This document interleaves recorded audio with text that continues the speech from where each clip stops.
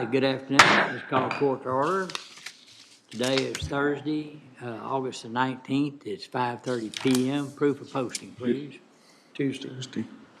What did I say? I don't know. I don't know, but it's Thursday or Friday, and I'd like either one. Starts with a T. Proof of posting. The agenda was posted on Thursday, August 14th, 2025 at 4:35 PM. All right, thank you. All right, let's stand brief for a moment of silence. We'll have pledge to the flag.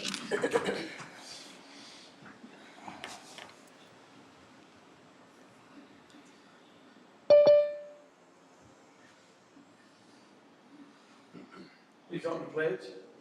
Pledge allegiance to the flag of the United States of America and to the republic for which it stands, one nation, under God, indivisible, with liberty and justice for all.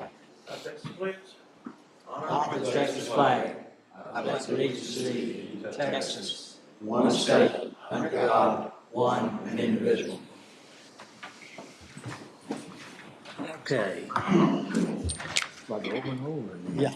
All right, if there's any public comments other than for the tax rate, please do so now, but I would imagine you want it for the hearing, right? Yeah. Okay, good. So seeing no one, we will move forward. Under D is budget amendments. Under D1 is regarding the FY26 budget. And so D1A is discussion or action regarding matters related to the FY26 budget. So were you going to add anything, or you want me to go straight to the No, I budget? think you can just go straight into the hearing. All right, under D1B is a public hearing on the 2025 tax rate. The proposed tax rate we'd set here sometime back was .339805. This rate is comprised of .028849 for interest and sinking fund and .310956 for maintenance and operations. Through the hard work of the court and the auditor's office, the rate that will be recommended for adoption on 8/26 will be .334805, which is 1/2 cent lower than the proposed rate. So at this time, I'd like to open the public hearing. Anyone that wants to speak to it would give 3 minutes. And when you come, state your name and your address, what precinct you're in. So, right, just come sit here. Yes, sir. Okay. That way you can look us right in the eye. All right, sure. My name's Dennis DeGraff. I live in Spiegelville, unincorporated area of McLennan County. And so you commissioners, you're my government, not the city of Waco, not any other municipality. So I looked at the budget. Of course, there's 217 pages of it, but my primary concerns are with the revenue and where the revenue is coming from. And so I have 3 points here. Where's the estimated revenue from the hotel and rental car taxes that you were using to pay for the base for that expansion out there at the fairgrounds? I didn't see that. I looked through there and I didn't see how much money's coming in and where it's going to. And are we reaping any profit from that facility out there that's going into the general revenue fund? Well, on that particular thing, that is a different budget. That is what's called the venue.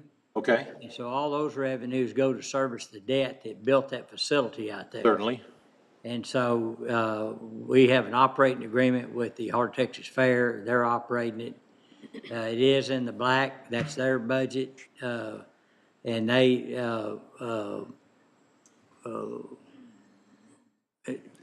so as the debt's paid down or the revenues increases, there will be additional expansions in that venue project area. Is any of it going to come back to the county, though, in general revenue? No, sir.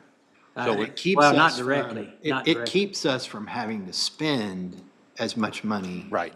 on that, Outside people that come to visit are the ones. Yes. that Oh, yes, understand that. I agree with that, and I understand that. Yeah. I can, Okay. I can add something too. So Yeah. those funds are not part of our adopted budget, but they are part of our annual comprehensive financial report. So Okay. you can find that on the auditor's office page. You can contact our office too. Okay. And then also our monthly financial reports that come through Commissioners Court, they also contain monthly information on the revenues and expenditures out of those. I knew it was in the black. I just didn't know if there was overage that was coming to the county. And our benefit also is economic development, so Right, I understand. do it. So the Heart of Texas Fair acts as a nonprofit, Yeah, they're, and their profits go back to scholarships. Right. So yeah. Yeah, it's good for the community, I understand. Yeah. Yes, okay. My second point is, where do we stand on tax deferrals, tax abatements, and these TIF agreements? I mean, we're looking to raise the property tax by 2 cents, we're now 1.5 cents. But when do we start gathering benefit, the county, in general revenues from all these tax abatements? So you're benefiting from that now. Okay, So the way that works is the city and the county put in equal amounts of money. correct, And that's for, used for incentive or put infrastructure in to get companies come here. Generally, it's on property that has a very low had no improvements on it. You bring a company in, and we use a very well-known firm to calculate what our return on our investment is prior to construction starting. And that, so we don't give any money out to anything that doesn't bring money back. Okay. And the basis of that is the taxable investment is put in, like the property and the capital improvements, the buildings and all, but also the what they pay the workforce, and there's a calculation on what we Right. get back into our. and people buying homes and buying goods Yeah, and sales tax so and all that. with that comes an agreement along that the minimum wage that they pay. Mm-hmm. You know, we've got it up at a high level, but that means that they need to have a skilled workforce. So with that, works with our workforce training Mm-hmm. that was with, all the way from high schools to TSTC to MCC and Baylor, all involved in that. So we show a large return on our investment. We look for a 5-year payback on those incentives, and a 20% return on investment, which pretty good return this Sure, time. certainly, Yeah. certainly. But but when those end, does the revenue flow back into the county coffers? Yes, so, so generally, there's a limit put on time frame on those, abatements or whatever there's different kind of ways Right. to incentivize. But there's once that is paid back, then it's the full tax amount. Right, So most of these are abatements for 10 years or sometimes less, and a few things sometimes more, depends on whether it's personal property or it's improved property improvements. And so personal property being equipment and those things, and then Right. capital item would be the building itself. okay, my final point, and this is primarily for Commissioner Wilson probably, Sandy Creek. Well, That has a 10-year tax abatement, or had when they started running. So that was probably, what, 2014 when they started running? And so their 10-year tax abatement should end in 2024. And I sat on the ARB for 3 years, Yeah. from 2014 to 2016, and chaired a hearing on Sandy Creek, and they brought in their cadre of lawyers, all in tailored suits, and kept that value down. We set a value at the ARB of around $500 million, and knowing that they've invested over $1 billion, and yet this year, Sandy Creek Services is listed as $207 million. so, And I know that the roles have been improved, but, actually, it ended up, I think they spent $1.1 billion, and then they had a big overhaul because of a fire. right, It spent another $100 million on it. Whenever the administration at the time started cutting back contracts on coal, then their income dropped, and so their attorneys came and filed suit to lower their value, right, and they lowered down to that 200, I think the last time I looked. 207 million is what they're listing for this year. 207 million. So one thing that could happen, and we're kind of we could be the beneficiary or disappointed, which we have been, is that it appears that because dispatchable energy is so rare and so needed right now, that the contracts for that plant should go up. And they put additional environmental Right. equipment on there, which you can't tax it anyway.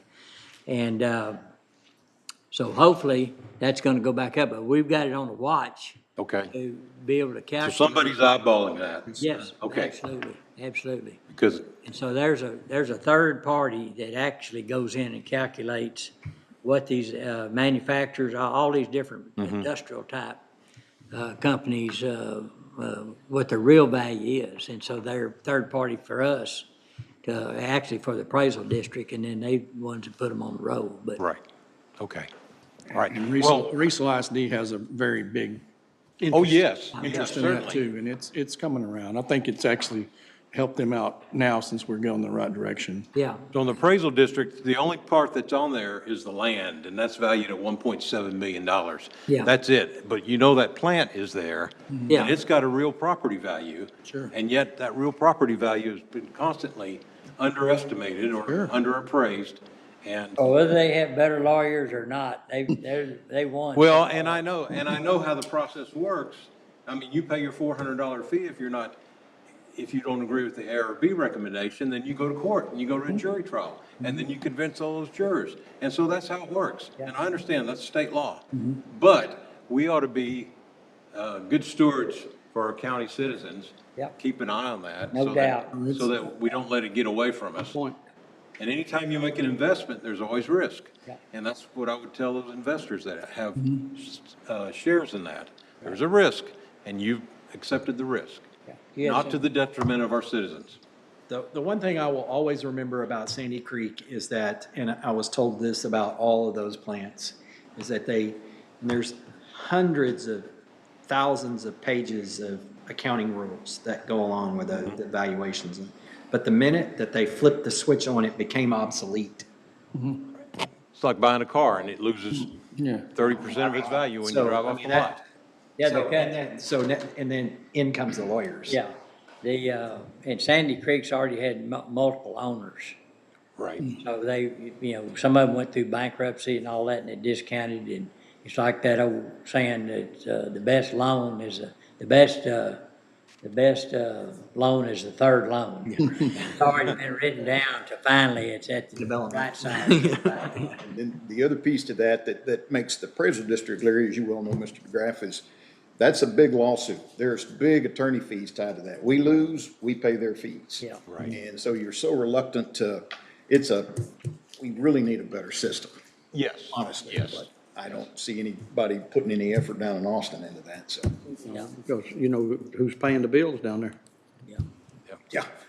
Okay, well, I was just Thank you. curious about the revenue. I agree with the budget expenditures. I understand the jail guard needs, and I understand the sheriff's department and all that other stuff that we do. That's important.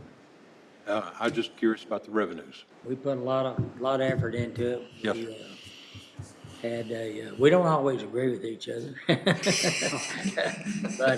But we come to a, consensus of Consensus. direction, so. Okay. Appreciate your knowledge. Okay. Thank you so much. Thank you. Thank you Thanks for for your allowing service me. too on that board. That wasn't any fun, was it? You know what? No, it wasn't. Anyway, yes. Thank you for coming Okay, in. I don't see any other public members. Y'all better not say anything. Y'all are overhead. Okay, all right, now the budget is, the public hearing is done. And so we close the public hearings, and also we need to announce the date and time and place for the public hearing, which will be Tuesday, August 26, 2025, at 9 a.m. in the McLennan County Commissioners Courtroom, where we will do the final adoption of the budget and the tax rate at that time. All right, is there anything else to come before the court today? If not, we stand adjourned.